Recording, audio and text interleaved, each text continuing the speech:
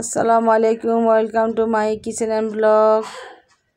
Everyone, সবাই কেমন আছেন? চলে আসলাম নতুন একটা অন্যরকম রান্নার রেসিপি নিয়ে। রান্না বলা যায় না, এটা হলো ভাজি রেসিপি। রান্না করা লাগবে না, শুধু ভাজি করে নিলে রেসিপিটা তৈরি হয়ে যায়। খুবই মজাদার, অসম্ভব মজাদার। আমি তো বাসায় ট্রাই করে কয়েকবার খেয়ে দেখেছি, তো আজকে সেটা আপনাদের সাথে শেয়ার করলাম। মাছ কেটে ধুয়ে নিয়েছিলাম, এখন হলুদ গুঁড়া, মরিচ গুঁড়া, লবণ দিয়ে ভালোভাবে ম্যারিনেট করে কিছুক্ষণ রেখে দিয়েছি। চুলায় একটা প্যান বসিয়ে দিলাম, পরিমাণ মতো তেল দিয়েছি। তেল গরম হয়ে যাওয়ার পরে আমি মাছগুলো তেলে দিয়ে দিব ভাজার জন্য।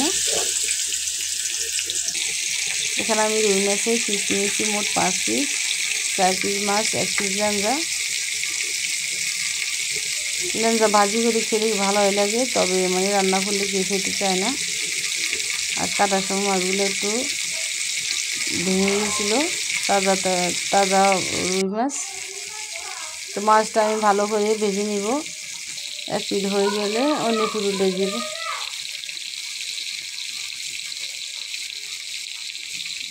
আমার প্রিয় বন্ধুরা, ভিডিও যদি ভালো লেগে থাকে অবশ্যই সাবস্ক্রাইব করে রাখবেন। তো মাছটা আমি উল্টে দিলাম। উল্টে পাল্টে দুই পিঠই ভালোভাবে ভেজে নিতে হবে। এই রেসিপিটা শুধু মাছটা ভেজে নিলে হয়ে যায়, আর মাছ রান্না করা লাগবে। তা আমার মাছ ভাজা প্রায় হয়ে এসেছে, আর কিছুক্ষণ পরে আমি নামিয়ে ফেলবো। খুবই কড়া করে ভাজতে হবে মাছগুলো। নামিয়ে ফেলেছি, এখন একটা প্লেটে নিয়ে নিব এক করে মাছগুলো। রুই মাছ ভেজে রান্না করলেও ভালো লাগে, আবার শুধু কড়া করে ভাজি করলেও ভালো লাগে। আমি খুব কড়াভাবে ভাজি করেছি, একটু মুচমুচ টাইপের হয়েছে।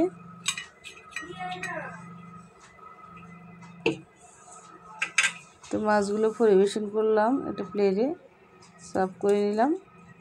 এখন আমি এখানে কিছু কাঁচামরিচ ফালি করে কেটে নিয়েছি, সেগুলো দিয়ে দিব।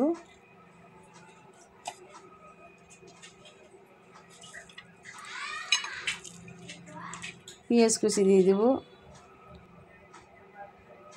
ধনেপাতা কুচি।